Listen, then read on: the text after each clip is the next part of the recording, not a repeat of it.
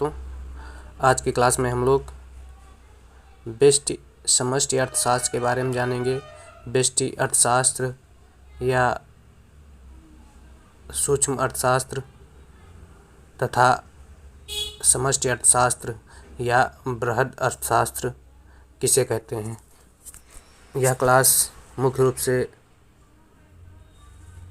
12 एवं 11 के विद्यार्थियों के साथ साथ बीए के विद्यार्थियों के लिए अति महत्वपूर्ण है तथा यहाँ से क्वेश्चन टीजीटी एवं पीजीटी एग्ज़ाम में भी पूछने की संभावना है। तो चलिए आज की क्लास स्टार्ट करते हैं।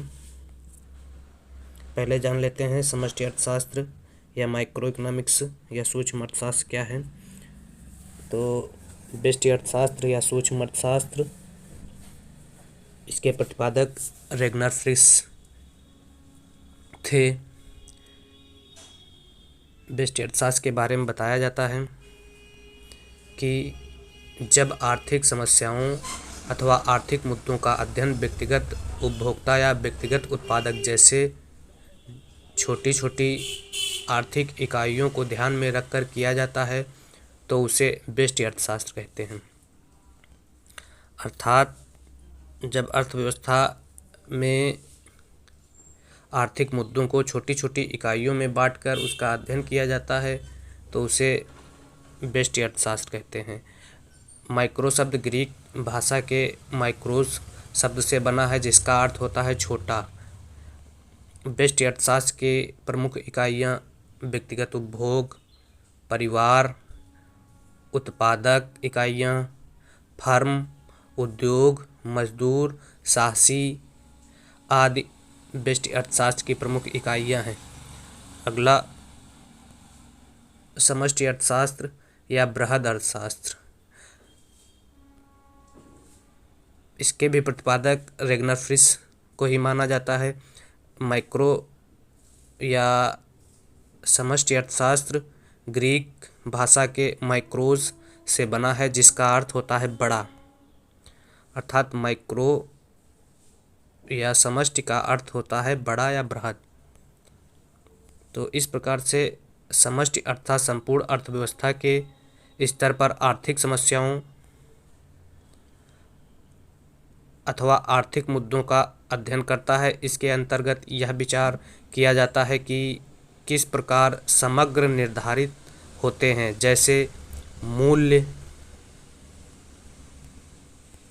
मूल्य, रोजगार, राष्ट्रीय आय, सामान्य कीमत आदि को समष्टि अर्थशास्त्र के अंतर्गत पढ़ा जाता है या समष्टि अर्थशास्त्र के अंतर्गत अध्ययन किया जाता है।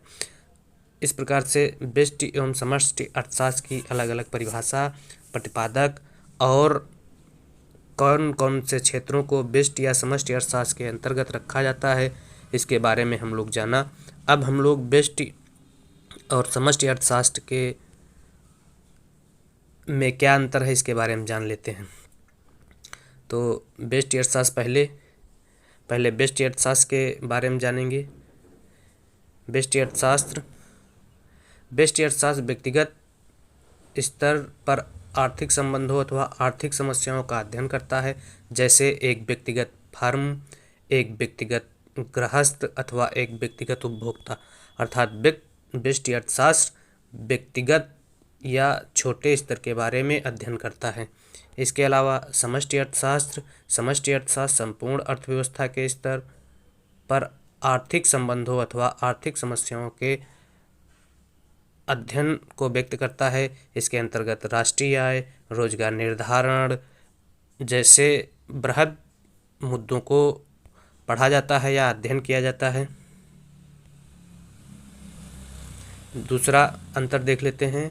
व्यष्टि अर्थशास्त्र मुख्यतः एक व्यक्तिगत फर्म अथवा उद्योग में उत्पादन तथा कीमत के निर्धारण से संबंधित है। अर्थात व्यष्टि अर्थशास्त्र कह सकते हैं व्यक्तिगत फर्म एवं उद्योग में उत्पादन तथा कीमत निर्धारण से संबंध रखती है, जबकि समष्टि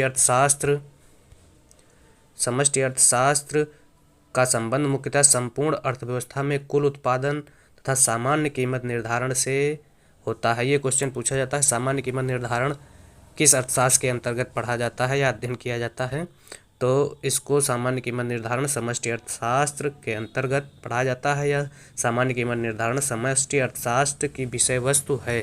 अगला अंतर क्या है, व्यष्टि अर्थशास्त्र के बारे में अगला अंतर, व्यष्टि अर्थशास्त्र के बारे में अगला अंतर। तो व्यष्टि अर्थशास्त्र के अध्ययन की यह मान्यता है कि समष्टि चर स्थिर रहते हैं। उदाहरणार्थ, जब हम एक फर्म या उद्योग में उत्पादन तथा कीमत के निर्धारण का अध्ययन करते हैं तो यह मान लिया जाता है कि कुल राष्ट्रीय उत्पाद स्थिर रहता है।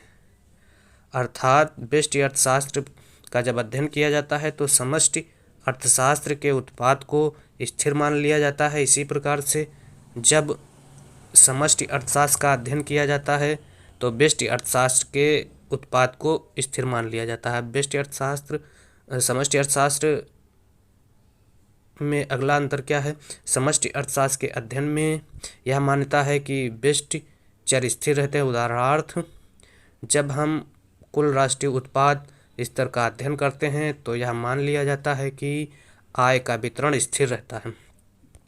अर्थात जब समष्टि अर्थशास्त्र का अध्ययन करते हैं तो व्यष्टि अर्थशास्त्र के चर को स्थिर मान लिया जाता है, और जब व्यष्टि अर्थशास्त्र का अध्ययन करते हैं तो समष्टि अर्थशास्त्र के चर को स्थिर मान लिया जाता है।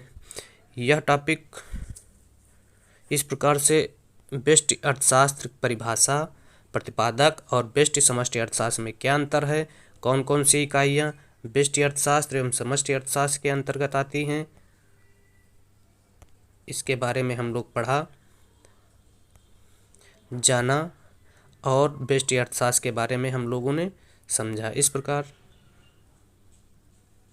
व्यष्टि अर्थशास्त्र की यह क्लास 11 एवं 12 के लिए वीडियो अति आवश्यक है। नमस्कार दोस्तों।